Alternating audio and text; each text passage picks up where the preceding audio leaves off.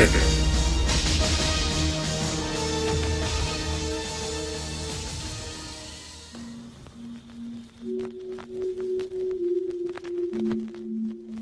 Permítanme una breve aclaración antes de entrar a fondo en el tema que nos va a ocupar y que va a generar una inmensa polémica. Estoy convencido.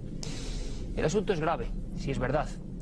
Y he de decirles que yo me he mostrado siempre absolutamente escéptico, y me gustaría que esto quedara bien claro, porque en ocasiones en la tele se abordan una serie de asuntos y se puede pensar que es nuestra opinión personal. Yo soy, y sobre todo era, escéptico. Ahora me mantengo con una cautela que seguro pueden tener ustedes. Desde hace un tiempo se hablaba de Alan Davis. Alan Davis era un hombre ingeniero de la NASA que al parecer vino a morir a España, conoció a algunas personas y les dijo que en la famosa noche del 20 de julio de 1969, la noche de la llegada del hombre a la Luna, pasaron cosas. Cosas demasiado extrañas, cosas que él vio con sus propios ojos. Y se decía que Alan Davis era un ingeniero de la NASA, que además era la primera persona, de alguna forma, que recibía la señal que luego se transmitía a Estados Unidos. Tantas leyendas, tantos misterios, tantas exageraciones. Al parecer, Alan Davis terminó sus días en Sevilla. Y claro, en mi opinión, ¿quién puede creerse esto? Parece que todo está perfectamente comprobado. En la Luna no había nada extraño. ¿O nos engañaron? Van a sorprenderse muchísimo porque nuestro compañero Juan G. Vallejo ha seguido la pista, los hilos sueltos, la sensación de que Alan Davis era alguien verdaderamente importante. Yo me he quedado realmente asombrado. Era un ingeniero de la NASA y debió ver cosas extrañas. Vamos a plantear la posibilidad de que eso fuese así, de que ese hombre, con sus propios ojos, observase algo que ha sido escondido, sepultado durante los últimos años. Repito, yo soy escéptico, pero ustedes tienen que valorar esta información. Está claro que después de este reportaje, nadie podrá decir jamás que la historia de Alan Davis, de él como persona, era una leyenda, un invento. Alan Davis existía y contaba unas cosas realmente aterradoras. Quizá había algunas imágenes imposibles de contar, imposibles de que sean reales, pero allí estaban, en la noche histórica para el ser humano, la llegada del hombre a la Luna, julio de 1969. En 1958, Estados Unidos creó su agencia espacial, la NASA, con la intención de afrontar el mayor reto al que se había enfrentado el hombre a lo largo de la historia, ni más ni menos que conquistar la Luna. Era para ello necesario conseguir que una nave tripulada se posara sobre la superficie de nuestro satélite, llegando antes que la Unión Soviética para demostrar su poderío mundial. El gobierno norteamericano no escatimó esfuerzos ni dólares en esa misión y comenzó a reclutar los mejores cerebros que había sobre el planeta.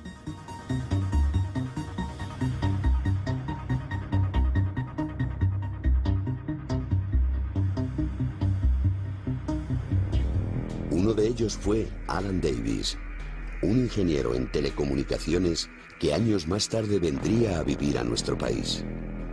Así comenzamos la historia de un auténtico quebradero de cabeza para las autoridades americanas, un rumor del que casi nadie quería hablar, un suceso y unas declaraciones insólitas que muchos quisieron desprestigiar, asegurando que este hombre jamás trabajó para la Agencia Espacial Americana. Sin embargo, y tras una larga búsqueda, Cuarto Milenio ha logrado localizar a su viuda, una mujer que sin miedo alguno nos confirma esa verdad, relatándonos cómo fue reclutado su marido. Él tenía la carrera de ingeniero electrónico, ingeniero de telecomunicaciones, le quedaba poco para terminar la carrera de leyes, ¿no? Y hablaba 4 idiomas. Cuando terminó el servicio militar, en ese momento la NASA estaba preparando su programa de el hombre luna, el hombre a la luna, ¿no? Man to the Moon. Y empezaron, claro, a escoger científicos, a escoger ingenieros, en fin, hacía una selección. astronautas, los posibles astronautas, hacían una selección y de ahí iban quedándose con aquellos que ellos creían. Mi marido empezó en 1958. Empezó.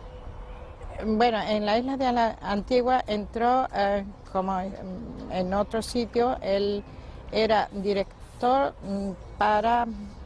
de prueba para que la estación funcionara al 100% y ya entrara dentro en funcionamiento. Genio de la electrónica y elemento fundamental en la creación de los sistemas pioneros que hacían falta para que se pudieran llevar a cabo las comunicaciones entre la Tierra y la Luna, Alan Davis no solo trabajó en la NASA, sino que fue una parte clave y fue adquiriendo cada vez mayor responsabilidad en el gran proyecto Apolo. El currículum de Alan Davis era extensísimo, ¿no?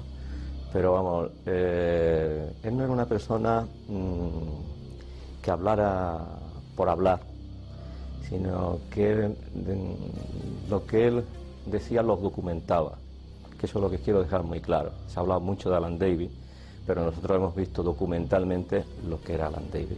Alan Davis era ingeniero jefe de telecomunicaciones de la NASA. Y tuvo mucho tuvo que ver en el proyecto Apolo 11, y de ahí todas las entrevistas que giraron a este proyecto. El 16 de julio de 1969, todos aquellos sueños de conquista espacial se convirtieron por fin en una realidad. 3 privilegiados, Edwin Aldrin, Neil Armstrong y Michael Collins, partieron en el Apolo 11 para convertirse en gloriosa parte de la historia.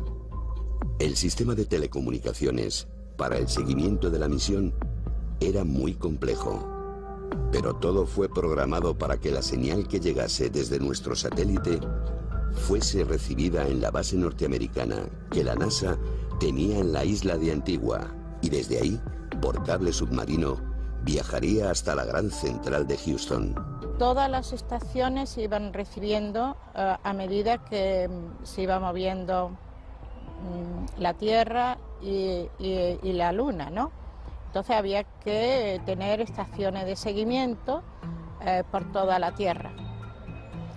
Y cada tiempo cada una recibía y mandaba a Houston. Y Antigua le tocó el envío de la bajada del módulo lunar. Él nos decía que él estaba retransmitiendo directamente la imagen que venía de la Luna, él la recibía en la isla de Antigua y la reenviaba por cable submarino a Houston, pero había safety loop, un lazo de seguridad de unos 10 segundos, y por eso no se pudieron ver esas imágenes en la transmisión en directo que se produjo en el año 69 del alunizaje de los americanos. Este hecho, importante para conocer la biografía de Davis, ha sido negado en muchas ocasiones, pero la confirmación de que este era el sistema de llegada de la señal a la Tierra nos vino por el jefe de proyectos y lanzamientos espaciales en la NASA, Luis Ruiz de Gopegui. Él estaba en Antigua, donde posiblemente habría 150 técnicos contratados por NASA. Únicamente el director de la estación, que por cierto era amigo mío, pues era de NASA, todos los demás eran contratados, y entonces pues no tiene ninguna garantía. O sea, contratado por NASA, pues claro, la NASA tiene que contratar mucha gente. Tenía estaciones alrededor del mundo entero, tenía muchas estaciones. Había champán, me acuerdo que en la cocina de la estación estaba todo listo, preparado para celebrarlo, y todas las estaciones lo celebraron, claro está. Fue grande, fue llorar, abrazarnos y pensar que era muy grande lo que habíamos experimentado, que no habría otra cosa más grande que pudiéramos experimentar a lo largo de nuestras vidas, y hasta ahora se está cumpliendo. A las 2:56 horas del 21 de julio, el módulo Águila se posó por fin en la Luna. Stan Davis era el encargado jefe de recibir todas las comunicaciones en el momento más importante del siglo XX. Y sus ojos fueron testigo directo y privilegiado de uno de los mayores secretos que hasta ahora ha guardado el gobierno de los Estados Unidos. Algo extraño apareció en el monitor. Algo imposible de creer, pero que estaba ahí. Solo en la cabina de control supo desde ese preciso instante que aquellas imágenes no las iba a ver el resto del mundo. El bucle o retardo existente entre la llegada de la imagen y su emisión era un tiempo precioso. Al parecer, se dieron consignas, se actuó rápido. A partir de ese momento, poniendo en peligro su vida, Alan Davis, uno de los principales ingenieros del proyecto Apolo, aseguró que en nuestro satélite se encontraron restos de una civilización desconocida. Lo que puede ser una civilización mucho antes de que han llegado ellos, existía en la Luna, porque había ruinas que no podían ser una cosa de rocas, una encima de la otra, etc., porque había huecos que podían ser ventanas o puertas o lo que sea. ¿Son edificaciones definidas? No fue un muro solo, pero tiene varios portales. Una empezando a nivel de 1 metro de superficie, que pueden ser ventanas, y otra que ha bajado hasta la tierra, un poco más ancho, que pueden ser puertas.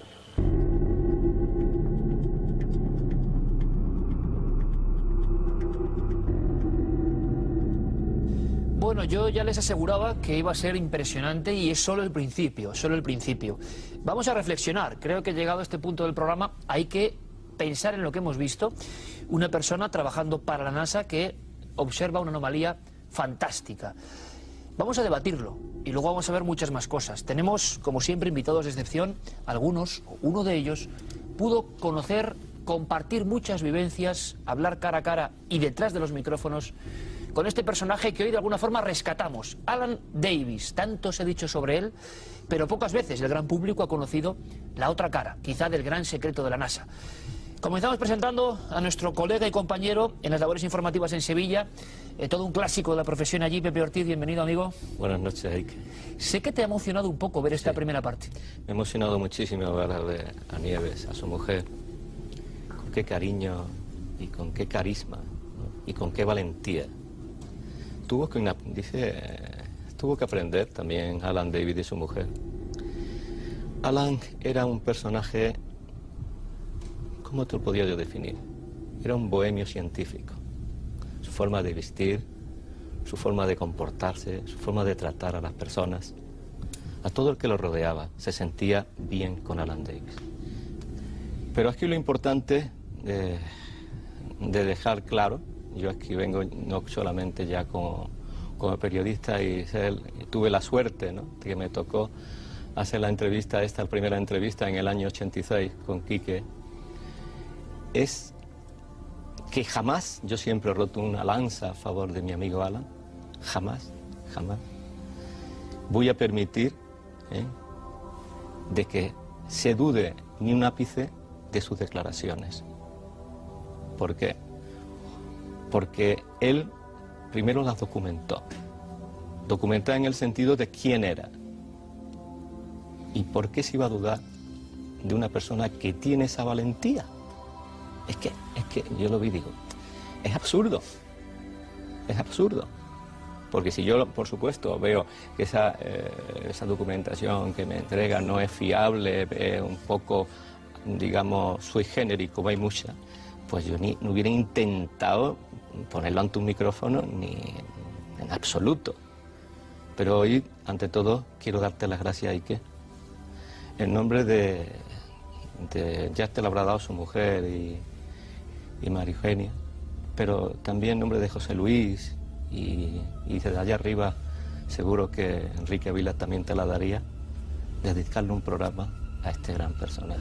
Vamos a hacerlo con tu ayuda, Pepe, vamos a hacerlo con tu ayuda, que nos habéis brindado todo tipo de oportunidades de acercarnos de nuevo al personaje. Sí, totalmente, me tiene a tu disposición. Y tenemos un montón de historias que nos van a sobrecoger, porque es, de ser todo esto cierto, es una de las grandes historias del siglo XX, sin duda alguna. Envuelta en conspiración, envuelta en leyenda, pero ya de momento tenemos aquí a personas que han conocido a Alan Davis.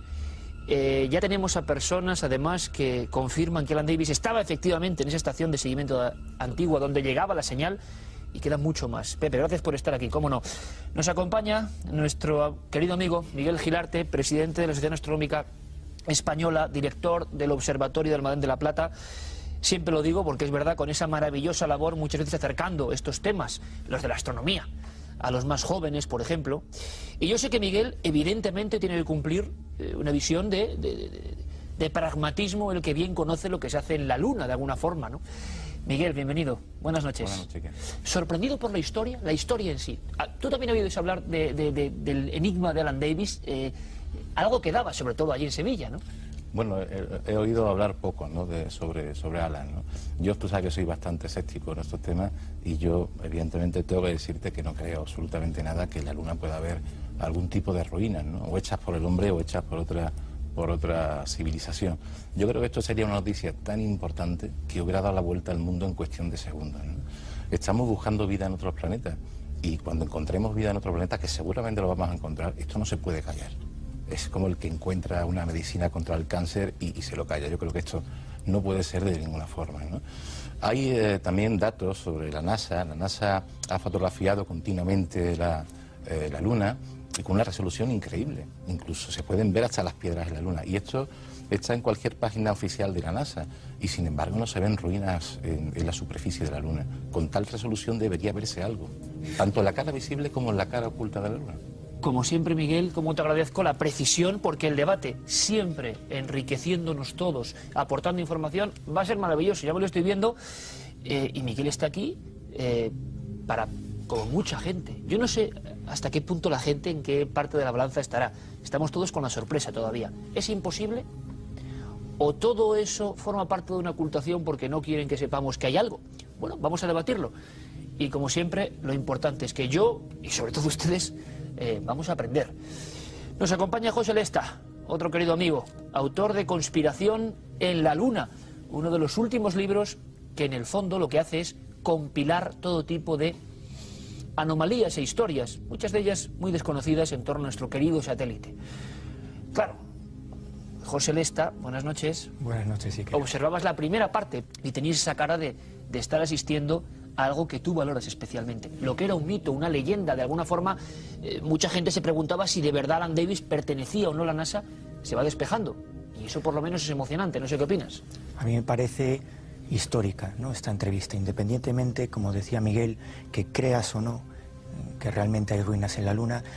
El que sea cierto que un técnico de la NASA asegure ese tipo de cosas, que Ruiz de Gopegui, que era el responsable en Robledo de Chavela, diga que efectivamente esa persona trabajó donde trabajó, creo que por lo menos a los que están del otro lado de la pantalla debería hacerles reflexionar que quizás, aunque la Luna es algo cercano astronómicamente, ¿no?, y aparentemente creemos que lo conocemos todo, quizás no lo conocemos todo, y no nos han contado toda la historia de los viajes espaciales. Hace unos 10-12 años se descubrió grandes cantidades de agua en la Luna, algo que se había desechado en principio, ¿no?, con los viajes Apolo, y habíamos pisado la Luna. Y también ahora estamos descubriendo que incluso esa historia secreta de esos viajes, de lo que realmente pudo ocurrir o no allí, está también de nuevo en entredicho, ¿no?, con la desaparición de las cintas y tal. Creo que esto lo que da es un toque de humildad, ¿no?, para todos los que nos estén viendo y que piensen que no lo sabemos todo y que hay muchas cosas aún por descubrir. Pues el debate, como digo, va a ser absolutamente maravilloso. Y tenemos esa segunda parte para disfrutar y luego que ustedes se incorporen de alguna forma con su opinión libre, como siempre. Pero José Lesta lo que ha hecho es un recuerdo de muchas cosas que además en los últimos tiempos han planeado, ¿no? ¿Qué pasó con esas cintas de la Luna, de las que hemos hablado aquí, Miguel, en alguna ocasión, donde se perdió un tesoro importante, las primeras grabaciones del acontecimiento histórico, quizá más importante ocurrido en la humanidad? Si faltaba algo, tiene que estar, por supuesto, Santiago Camacho. Santi, buenas noches. Buenas noches. Y te voy a pedir, como nos marchamos ya casi, que enseñes una cosa que tienes en esa carpeta, simplemente que la enseñes. Tenemos unas fotos, porque es muy curioso, una especie de sincronía extraña. Cuando nos enteramos de la historia de Alan Davis y empezamos a prepararla justo en esas fechas, en el Club Nacional de Prensa de Washington tenía lugar una rueda de prensa en la que un conocido defensor de la existencia de ruinas no solo en la Luna sino también en Marte, Richard Hoagland, comparecía, pero esta vez de la mano de alguien muy especial. Comparecía de la mano del doctor Ken Thomas, que durante mucho tiempo fue uno de los responsables de NASA en el archivo y catalogación de imágenes. La historia que contó Ken Thomas a los periodistas del Club de Prensa de Washington es coma por coma idéntica a la de Alan Davis. Me la cuentas a la vuelta, Santiago, y te voy a permitir un movimiento de esos tuyos que me dejan asombrado. Enseña eso a la cámara, por favor. Enséñalo y no digamos nada. Enséñalo y simplemente que la cámara lo recoja. ¿Es la Luna, Santiago? Es la Luna fotografiada por una sonda rusa, la Zond 3.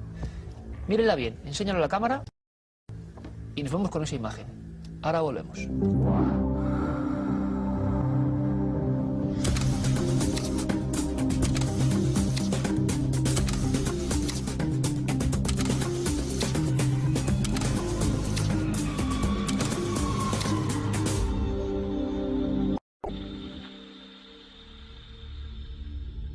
Nos marchábamos hace unos minutos con una fotografía sugerente, inquietante para muchos y quizá la muestra de que no todo se nos ha contado. La sensación del hombre moderno es que nos cuentan que conocemos absolutamente todo lo que ocurre en el cosmos y en nuestro siguiente barrio cósmico, lo más próximo, la Luna, parece que quedan anomalías. ¿Quedan o no? ¿Son fantasías de personas que quieren ver misterios donde no los hay? ¿O realmente hay una especie como de densa tela que tapa lo que de verdad interesa al ser humano? La historia de Alan Davis la estamos recordando esta noche. La historia de un hombre, un ingeniero que trabajó de forma privilegiada para la NASA en el sentido de que era uno de los primeros que veía las imágenes de ese momento absolutamente mítico para el género humano. Pero además añadía un interrogante. Había cosas que nos han birlado, que estaban ahí, cosas con formas físicas. Y Alan Davis vino a España. Tuvimos la suerte de que en su periplo acabó en nuestro país. Nuestro equipo ha localizado, y tenemos aquí a uno de los periodistas que pudo conocerle en profundidad. Con mucha emoción, su viuda nos habla de Alan Davis y, por supuesto, nos confirma que no es ninguna leyenda. Nos ha trasladado su currículum, su preparación. ¿Por qué un hombre con ese nivel de conocimientos se la juega de esta forma? ¿Era tan fuerte lo que vio? ¿Lo vio solo él? ¿Qué pasa en la Luna? ¿Qué pasó en la Luna y en esos viajes? Mucha gente se pregunta, ahora mismo seguro, ¿por qué no se volvió a ese lugar? ¿O por qué se volvió tan pocas veces? ¿Por qué se ha abandonado la conquista o la exploración de la Luna? ¿Se ha abandonado realmente? En fin, entre la leyenda y la verdad seguimos vagando en este expediente que llegó hasta España.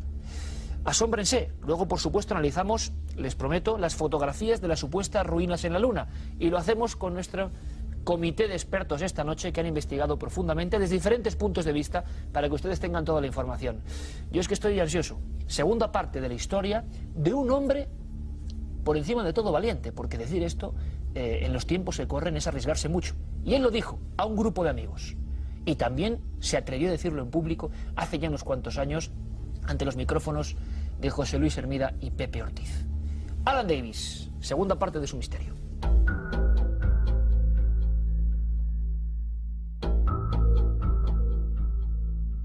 Ruinas en la Luna. Y yo matizaba, me acuerdo que yo le matizaba mucho qué tipo de ruinas, si esa ruina era en verdad de edificios o era causada por una erosión, o puede ser que puede dar confusión, ¿no? No, y él lo matizó bastante bien, que con ese edificio están muy definidos, tanto las puertas como ventanas. Y una de las preguntas que también que yo le hice era de qué tiempo creía él que llevaban en la Luna esas ruinas, que decían milenios. Siempre, según el testimonio del ingeniero Alan Davis, en la Luna había construcciones muy antiguas. Y ese fue el motivo por el que después de esporádicas visitas, ni los Estados Unidos ni el resto de potencias regresó. Es muy posible que para muchos de ustedes, los hechos narrados hasta el momento no sean más que una simple fantasía. Sin embargo, si repasamos con detenimiento lo sucedido en otros vuelos espaciales, como es el caso del Apolo 16, encontramos sucesos que podrían hacer sospechar que la NASA ocultó parte de lo ocurrido en algunas visitas a la Luna.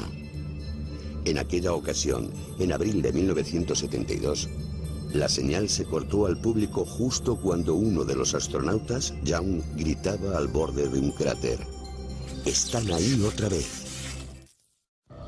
En el caso del primer vuelo tripulado hasta nuestro satélite, Alan Davis relata algo parecido. Algo que, de ser cierto, ha permanecido oculto demasiado tiempo. Y de pronto escuchaba una conversación muy curiosa, que yo sentí que alguien más estaba mirando, fijando en él y su compañero. Tenía sensación, que no ha visto nadie, pero tenía sensación. Entre en parapsicología, tiene el sexto sentido. Una presencia. Una presencia, que alguien estaba mirando todas las actividades de los astronautas. Y entonces iba desgranando poquito a poco, pues que los astronautas llegaron a la Luna, que tenían la sensación de que tenían una especie de vigilancia, que había presencias, que no llegaron a verlos, pero que tenían la sensación de que alguien les vigilaba, y que después encontraron lo que él llama ruinas en la Luna, que aparentemente eran de una edificación inteligente porque tenían unas aberturas que no llegaban al suelo, que él identificaba o se podían identificar como ventanas, y unas que sí llegaban al suelo, que se podían identificar como puertas. Si hubiera existido, pues en los periódicos de la época hubiera salido por todas partes, pero claro, 40 años después se puede decir lo que se quiera, pero usted puede ir a todas las hemerotecas y en ninguna dice que Armstrong dijo una cosa de ese estilo. Años después de aquellas imágenes que pasaron ante sus ojos y de las que nunca dudó, Alan Davis se fue con su secreto a vivir a Sevilla, dejando la NASA atrás, consciente de que portaba en su recuerdo algo de importancia vital.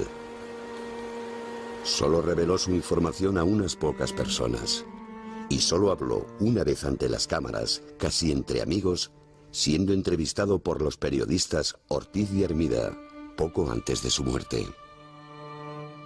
Sus explosivas declaraciones se pueden comparar con las de otros miembros de la Agencia Espacial Norteamericana, como es el caso de Maurice Chatelain, también jefe de comunicaciones, que declaró tras retirarse que en diferentes vuelos Apolo y Gemini hubo avistamientos ovni.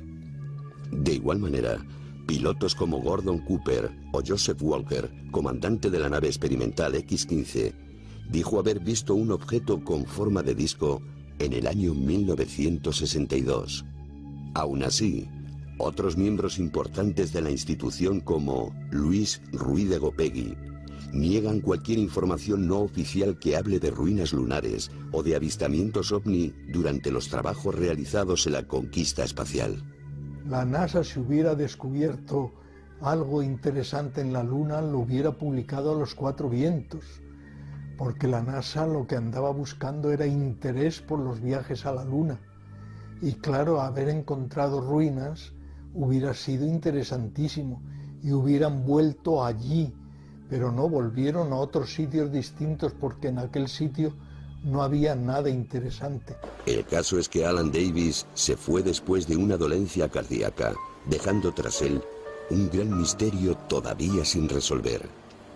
Para quienes le conocieron, sin embargo, no hay ninguna duda, ni sobre él, ni sobre lo que vio aquella madrugada histórica del 21 de julio de 1969, antes que el resto del mundo, desde un apartado rincón de la isla de Antigua.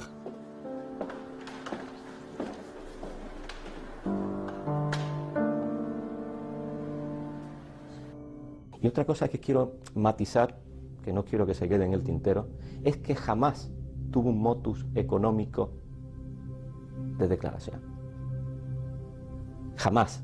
O sea, se han dicho tantas cosas de Alan Davis, se han dicho tantas cosas que yo tengo que romper una lanza a favor de esta persona. Una persona sencilla, humilde, sabia, que fue capaz de ponerse ante un micrófono y después ante una cámara de televisión y decir la verdad. Y es la verdad, señores. Nosotros no estamos solos. Y NASA no dice todo lo que tiene. No. Alfred era muy directo. Bueno, yo le decía Alfred, no Allen. Alfred era muy directo y todo... Nunca lo he cogido ni en una mentira ni en nada.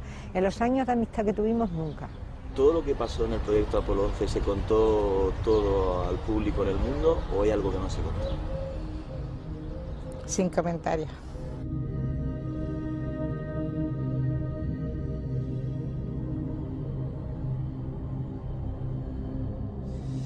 Sin comentarios, no comment, quizá le dijeron a Alan Davis en su tiempo. Es asombroso lo que se cuenta, cómo lo dice él y cómo lo defienden las personas que le conocieron. Ya tenemos lo que era una especie de leyenda, o mucha gente quería ver como leyenda, pues de una forma mucho más sólida. Mucha gente estará pensando ahora que, caramba, que este hombre primero tenía un currículum importante, que defendió eso hasta el último día de vida, y que hay elementos por lo menos para saber que no era un don nadie, ni mucho menos. Vamos a debatirlo. Una cosa muy importante, y es que en la recreación, ustedes han visto que mostrábamos a ese joven Alan filmando incluso de la pantalla. Ojalá hubiera sido cierto. Era una pequeña recreación romántica, porque de ser así, lo que valdría ese material, ese documento sacado con esa cámara y esa cinta, sería maravilloso que alguien hubiera filmado. La gran pregunta, quizá lo que mucha gente piensa, es cómo Alan Davis ve eso y el resto de personas, porque no debía estar solo, no lo ven. Yo estoy seguro que lo vieron muchas personas. Lo que pasa es que no tuvieron la valentía de Alan Davis. Y en cierta ocasión también me dijo, no sabes cuántos cadáveres giran en torno a la Tierra. ¿Cuántos cadáveres? Cadáveres giran en torno a la Tierra. De pruebas que no han llegado a un buen fin, no se ha dicho absolutamente nada. Por eso me ha hecho mucha gracia. Don Luis, por favor, a los cuatro vientos, por favor. ¿Te refieres a Luis Ruiz de Gopegui, director de viajes espaciales de la NASA en España, en aquel momento, ¿no? Pero no, que NASA hoy diga que lo dicen a los cuatro vientos. Es un gran punto del debate. Si NASA, sabiendo esto, ¿lo contaría realmente con la claridad que dice Luis de Gopegui o no lo contaría? Pero es que está recogido, verás. Yo le voy a refrescar la memoria porque supongo que sabe que la doctrina... Que le mandamos un abrazo porque es un gran seguidor del programa, ¿eh? Yo le admiro profundamente, pero evidentemente no desconoce que la doctrina de NASA respecto a la revelación de la existencia de vida inteligente, mejor dicho, extraterrestre, está recogida en un documento que se denomina el informe Brookings, que lo mandó confeccionar la NASA a un panel de expertos de todos los campos, tanto de las ciencias sociales como de las ciencias naturales, y que le costó sus buenos dineros a NASA, y en el cual la recomendación de estos expertos es no divulgar el posible hallazgo de vida extraterrestre por las consecuencias socioeconómicas que pudiera tener, por el impacto social que ello pudiera tener, sino reservar el conocimiento y, si acaso, irlo desvelando muy poquito a poco. Es un cuentagotas. Exactamente. Es un documento que lleva el marchamo de NASA, que fue elaborado por cuenta de la propia NASA y que recoge la doctrina de NASA respecto al hallazgo de vida inteligente en el cosmos. Con lo cual me parece un poco, como muy bien se ha dicho, me parece un poco aventurada esa conclusión de que se diría a los cuatro vientos cuando la propia doctrina oficial de NASA afirma que no. Miguel, José, ¿estáis de acuerdo en este punto? Yo no, la verdad. Yo creo que la NASA no ha divulgado nada de vida extraterrestre por ahí. No solamente no a cuentagotas, sino es que no ha divulgado absolutamente nada, ¿no? Si hubiera algún acontecimiento en otros planetas, sobre todo en Marte, la Luna, ¿no? Porque parece que es un mundo completamente muerto, yo estoy de acuerdo con Gopegui. Que sería un argumento para viajar más o destinar más fondos. Claro, sí, yo creo que la NASA está deseando encontrar algo. Serían más fondos, como tú dices, serían más naves. Sería, bueno, pues llegar a otros planetas, llegar mucho más allá. Y un acontecimiento de ese tipo, yo no creo que se lo puedan callar, de ninguna forma. Yo estoy completamente... Pero, perdona, me permite, sí, claro, señor director. Vamos a ver. ¿Pero crees que nosotros, el planeta Tierra, es el ombligo del universo? No somos. Vamos a ver. Usted sí, creo, porque nosotros somos sí. como astrofísico, un astrofísico, en una inmensa galaxia tendrás que, un inmenso universo, mejor dicho, ahí habrá galaxias gemelas a la nuestra. ¿Y cuántos planetas? Millones. Millones y millones y millones. Bueno, ¿por qué no? Es que Alan decía que en nuestro satélite, ahí lo que había sido una base que hace milenios. No, pero mira, yo estoy de acuerdo contigo. Parece ser, perdona, que desde ahí que sirvieron solamente para viajar a otros planetas. En este caso sería la Tierra. Sí. Vamos a irnos, le pongo un ejemplo del clásico, Ike. Hace 60 años, 50 años, ¿quién se iba a imaginar la estación espacial? Nadie. Y hace 100 años, ¿quién se iba a imaginar que íbamos a ir a la Luna? Pero es que lo que... Pero si yo estoy de acuerdo, es que me parece que no me has entendido. Yo estoy de acuerdo contigo en una cosa. El universo tiene que rebosar de vida. Pero eso, los científicos están en ello. Lo que pasa es que no hay ninguna prueba. Pruebas sí hay, lo que pasa es que no quieren decirla, pero pruebas por supuestísimo. Que ahí tienes el fenómeno OVNI. El fenómeno OVNI lo tenemos, vamos, yo me siento que soy una persona muy normalista, pero yo he visto un fenómeno, me encanta la aeronáutica, y lo que yo vi no era de aquí. Y Alan Davis, en Soyea, también vio un fenómeno OVNI. Sería importante una cosa, compañeros, que además apasionante, porque aquí hay dos grandes formas de pensar, ¿no? Y además Miguel Gilarte siempre ha dado muestras de su rigor, pero también siempre abierto, jamás has negado que evidentemente es el gran sueño, que haya vida. Ahora bien, una vida que ha llegado tan cerca como la Luna. Vamos a hacer una cosa, si te parece, Pepe, creo que tú eres el más indicado. Si puede ser casi en titulares, ¿qué ve Alan Davis? ¿Qué os describe? Porque tenemos trozos de esas... Pero ¿qué ve exactamente Alan Davis? ¿Cómo eran esas ruinas y dónde estaban? ¿Y durante qué momento se ve? Porque hay un famoso bucle de tiempo, luego hablamos de él si queréis, periodistas de televisión española, como José Antonio Silva o incluso Santiago Vázquez, que ya declaró para este programa sin ningún tapujo, autoridades en el mundo de televisión española, diciendo que les obligaron a salir en un momento dado, les obligaron a salir de la sala por algo que nunca han comprendido. Nos invitan, voy a poner con comillas, nos invitan a salir de ese habitáculo, pequeño habitáculo. Ahí sí noté cierto nerviosismo de que fuéramos pronto, que no había por qué. Porque se dice el que tenga ganas de tomar un refresco que salga y el que no, porque se quede aquí. No había por qué. Y esa es la gran incógnita que yo tengo desde esa noche. ¿Qué pasó en esos 4 o 5 minutos y por qué salimos de allí? Los monitores tenían en ese momento un plano donde se veían los volcancitos y tal, con la nave avanzando muy cerquita. Y antes de llegar a posarse, hay nada, unos segundos, no sé cuántos, ahí se corta. Y cuando vuelve, la nave se ha posado en la Luna. ¿Qué pasó en ese tiempo? ¿Qué vio Alan Davis?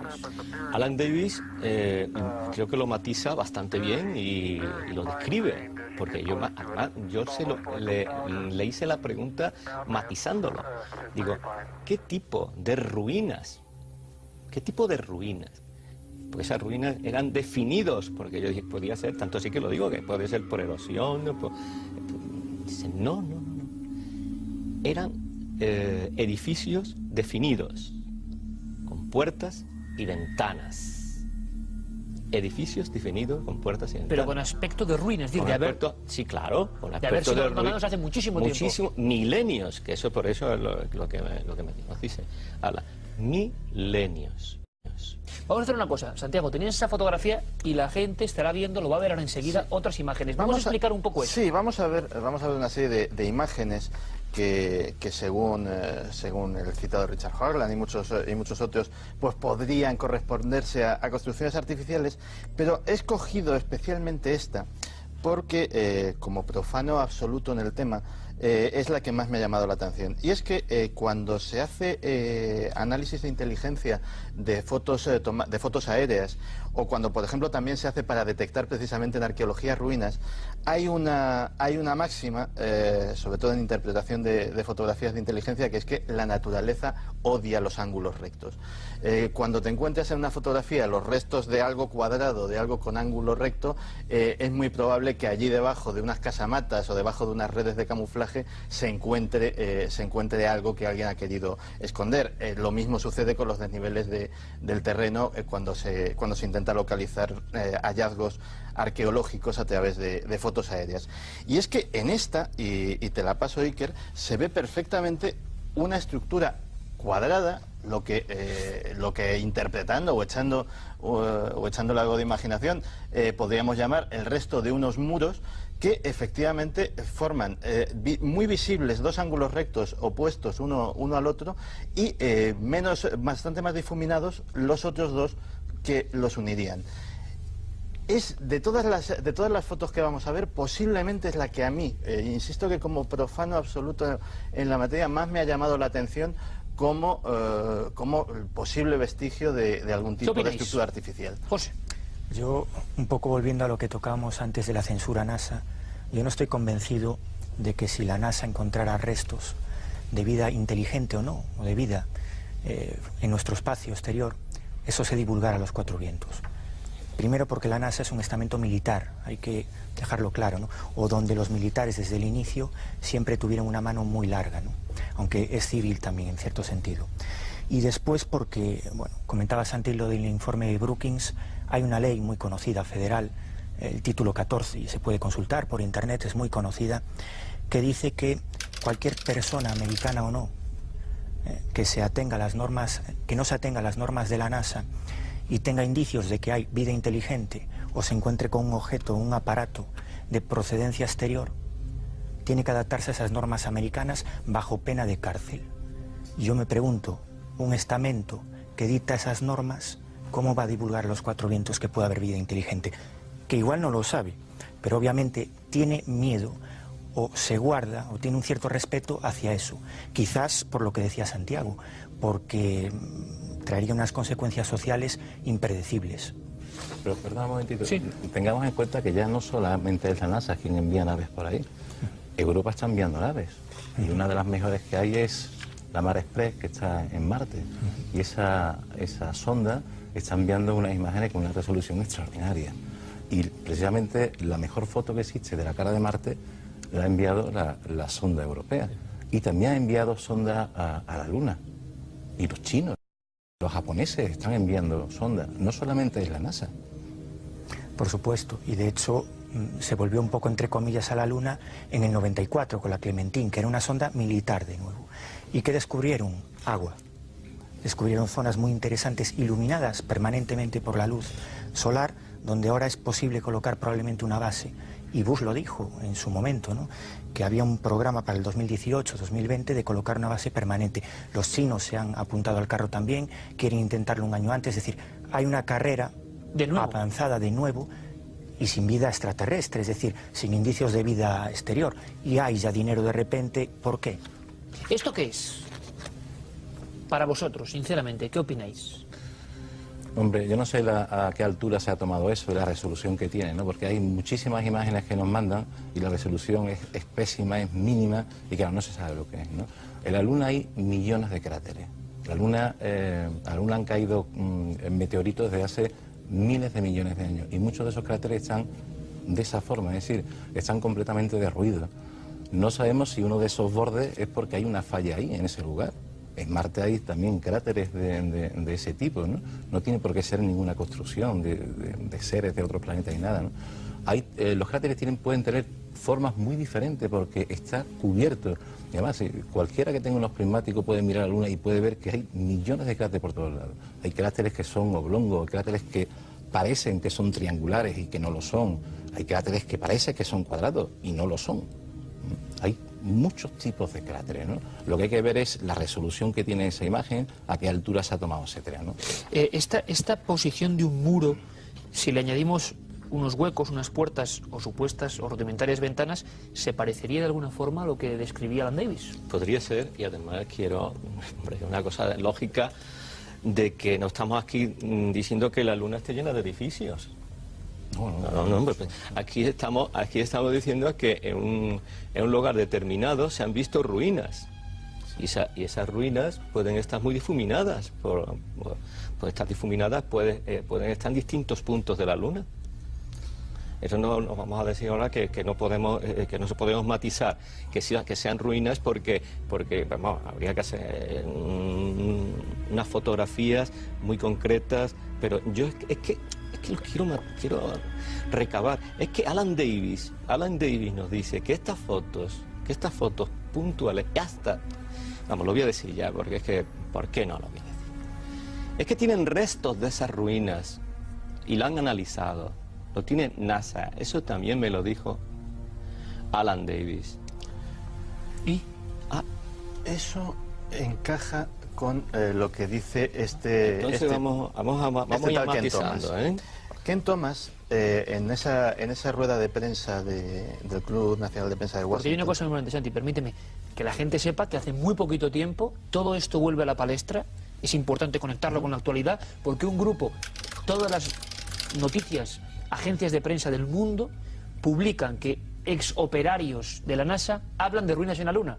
Una cosa que venía como muy legendaria o perdida en el tiempo de Alan Davis, de repente surge de nuevo para que todo el mundo lo sepa. Y de eso está hablando Santiago Camacho. Concretamente este señor. Y este señor no solamente habla de eso, sino que él, que insisto, ha trabajado en el Departamento de Catalogación y Archivo del Gráfico de NASA, dice que buena parte de las imágenes de los proyectos Apolo fueron retocadas con lo que él denomina jocosamente el Photoshop de la época, que el Photoshop de la época era cuchilla y aerógrafo. ¿Tienes algún ejemplo por ahí incluso? Entonces, él basaba esta afirmación en alguna fotografía en la que efectivamente en uno de esos cielos negros de la Luna, haciendo un resalte informático, digámoslo así, efectivamente parecía que se veía la huella de ese aerógrafo, ¿no?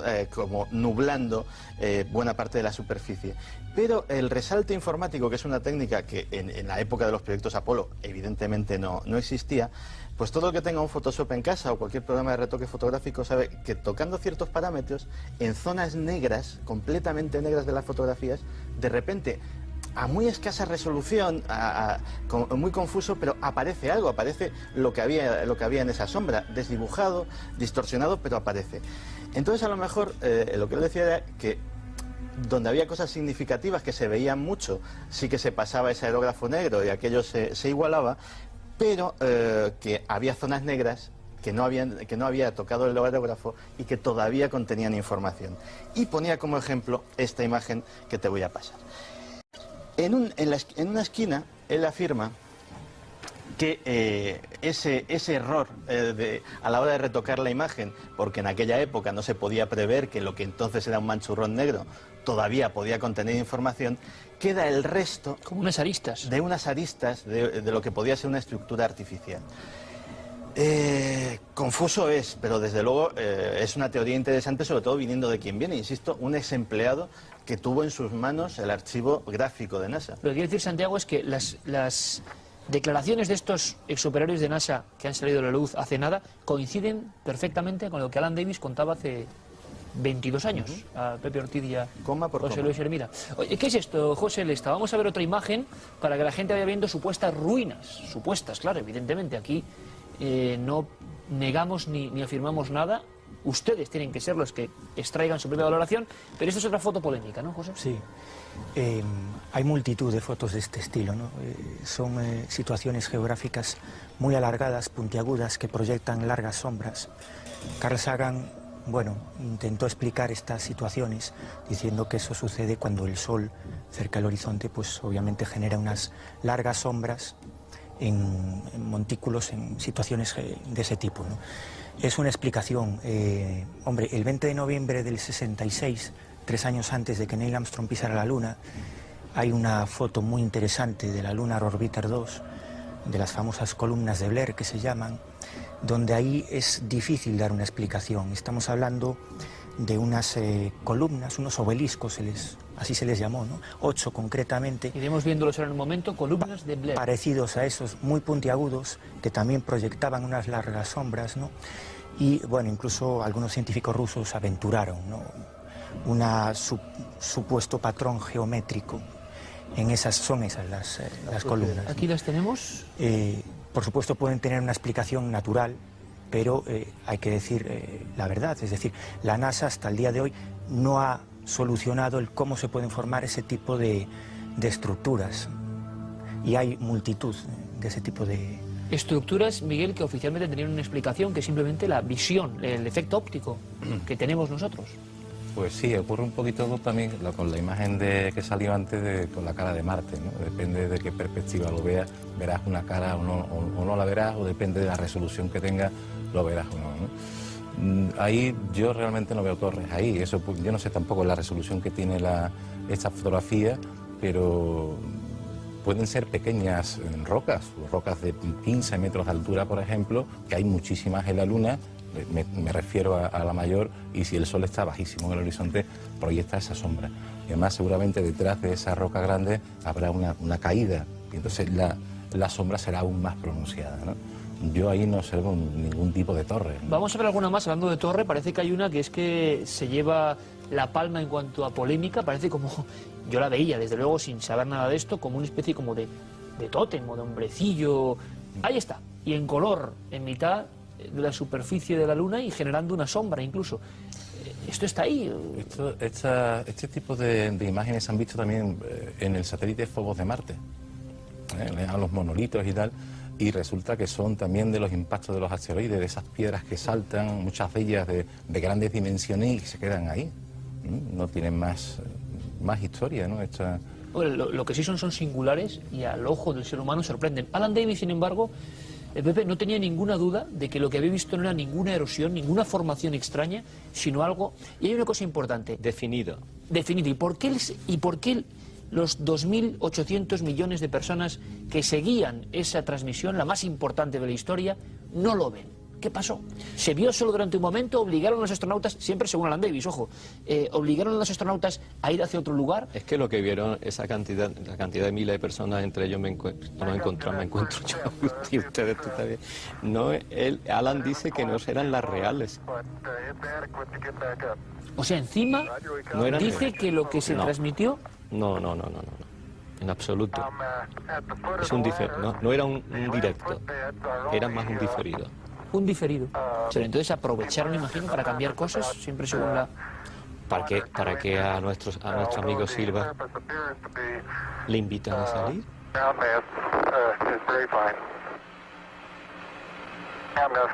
Me gustaría añadir otro elemento, que es el de las visiones de cosas raras. Se hablaba de que los corazones de Aldrin y de Armstrong, y eso nos lo ha confirmado incluso el propio libro de Gopegui, elevan su nivel de latidos, de pulsaciones, como si hubiera un gran nerviosismo.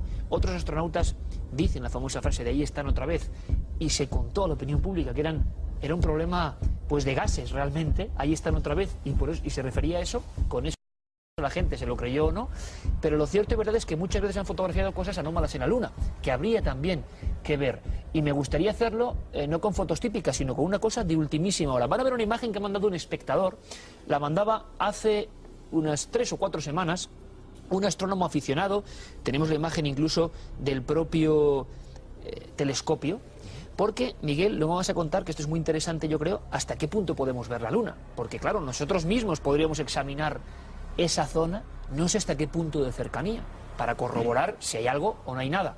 Aquí vemos la fotografía que nos ha enviado un espectador desde Valencia. Una de estas noches, hace no mucho tiempo, observaba tranquilamente nuestro satélite y observa una cosa que busca una explicación, que no sabe lo que es una especie de formación luminosa. Claro, Alan Davis y otros astronautas han hablado de luces. Una de las últimas polémicas es con esta foto que les voy a enseñar, o supuestamente la recogía en España Juan José Benítez, hablando en su libro Terror en la Luna de precisamente este tipo de apariciones o anomalías. En realidad hay que decir que aparecía por vez primera en una vieja revista italiana, el Giornali dei Misteri. Y vean, por favor, yo solo voy a hacer la comparativa, luego nuestros compañeros de realización lo harán mucho mejor, evidentemente. Pero aquí tenemos lo que es una de las fotos obtenidas entre las jornadas del 11 y el 16 de julio del año 69. Se habló mucho y el propio Aldrin ha manifestado que vieron algo, que no sabían lo que era. Hasta hoy mismo se piensa que era o una parte del módulo o un saliente o lo que sea, pero el llamado uso o forma extraña de la Luna quedó ahí marcado para siempre. La fotografía fue polémica. Bueno, pues cuando menos inquietante lo que ha visto nuestro amigo, porque hasta parece que guarda cierta familiaridad. Luces extrañas, no solo supuestos edificios, sino luces extrañas en la Luna. ¿Otro mito, otra leyenda o otra verdad? Yo creo que esto corresponde a un reflejo. Nosotros estamos cansados de hacer fotografías sobre objetos brillantes, Saturno, el Sol, la Luna, Júpiter, y en muchas de ellas se ven reflejos. Y en muchísimas de las fotos que tiene la NASA, que están al alcance de cualquiera en Internet, de todas las misiones Apolo, pues se ven reflejos continuamente. Porque muchas veces los astronautas, cuando hacían fotografías, hacían primero una al frente y luego se iban girando y hacían fotografías efectivamente eran barritos de 360 grados, claro. Muchas de esas fotografías coincidían con el Sol enfrente y se ve pues deslumbramientos por todos lados. Una cosa, Miguel, ¿hasta qué punto podemos ver la Luna? Puede sonar absolutamente una tontería para quien... En absoluto. Pero ¿hasta qué punto, yo tengo ese interés, podemos ver, alguien puede ver la Luna al detalle, quizá alguien incluso que no disponga de un observatorio, pero bueno, ¿se podría ver esas zonas con precisión para saber que hay ruinas o no? Depende de cómo son las ruinas, o sea, qué tamaño tienen esas ruinas. Exacto. Pero claro, es que no tenemos ningún dato sobre las ruinas, estamos hablando de algo que... Pero se puede planear perfectamente por esa zona del Apolo 11, donde estuvieron. Sí, claro. Es un telescopio de los más grandes del mundo, puede ver algunos cientos de metros sobre la superficie de la Luna, objetos de cientos de metros o incluso menos, decenas de metros en algunos casos. Un telescopio pequeño de aficionado puede ver 1 kilómetro en la Luna, y más con las cámaras que hay ahora, con las cámaras digitales. Eso tiene una resolución enorme y se puede profundizar muchísimo en la Luna. Por eso, ¿de qué tamaño estamos hablando? Si existen estas ruinas, ¿dónde están? Y si están al lado de donde aterrizaron el Apolo 11, la zona está localizada. Es lo que quería decir. Si está localizada, ¿qué pasa ahí? Muchas naves han pasado por ahí y ahí no hay nada absolutamente. ¿Y por qué? Otra pregunta que yo hago, ¿por qué no han pasado los demás Apolo? El Apolo 11 fue donde dicen que estaba en la ruina. ¿Y los demás por qué no fueron allí? Si eso era un hallazgo enorme a nivel mundial, ¿por qué no fueron allí? No se pueden ver las naves en la Luna. Para concretar una pregunta, esto es que se la quiero hacer a Miguel, que yo tengo curiosidad legítima. La Catedral de Sevilla. Lo que quedó allí era nada. Las naves que quedaban allí. Yo estoy preguntando por esas ruinas. Vamos a suponer que es el tamaño de la Catedral de Sevilla. Sí. ¿Cómo la veríamos aquí con el mejor telescopio desde la Tierra? ¿Cómo la veríamos en dónde? Le ponemos la Catedral de Sevilla en la superficie de la Luna y con el mejor telescopio del planeta Tierra intentamos verla. ¿Cómo lo veríamos? Yo creo que se podría ver. Pero como una mancha, con detalle. Con nada, no, con una detalle, manchita. Con detalle en absoluto. Con detalle en absoluto. Ha sido muy interesante que el trampolín que nos sirve, una leyenda o no, de la historia de un hombre que hemos de alguna forma homenajeado esta noche, porque su historia merece la pena, su historia genera debate, su historia debe ser conocida para todo el público y que se genere esta polémica. Aquí, como siempre, educadamente, lo que hemos hecho es partir de un suceso, un hombre que confesó a otros amigos, siendo de la NASA, trabajando para la NASA, que había visto algo muy extraño, que coincide con lo que recientemente otros exoperarios han comentado. Luego cada uno, si es demasiado increíble o no, debe opinar. Pero lo cierto y verdad es que eso nos ha permitido conocer, viajar un poco por la Luna y comprender que hay muchas anomalías, muchos misterios y secretos, muchas formas de emocionarse con una cosa que está bastante cercana, que es la Luna y que vemos todas las noches. Quizá esta noche la gente se asome y la vea de otra forma. Ha sido un auténtico placer. Pepe Ortiz, gracias por traernos el recuerdo de este hombre, de esta sensacional historia, entrañable, polémica como pocas, y que estoy seguro que va a generar muchísimo debate. Quizá tengamos que continuarlo. Muchísimas gracias. De nada. Gracias, Miguel Gilarte, como no, por darnos, como siempre, una lección de lo que estamos hablando, y podemos ver con ojos más curiosos todavía la Luna. Mundo muerto pero lleno de misterios. Gracias, Miguel. Gracias. Y Juan Celeste y Santiago Camacho, qué deciros, que sé que habéis disfrutado con una historia que parecía eso, rumores, historias, era de la NASA, no era de la NASA. Hemos visto cosas muy interesantes. Quizá haya que hablar de Alan Davis de otra forma a partir de ahora. Gracias.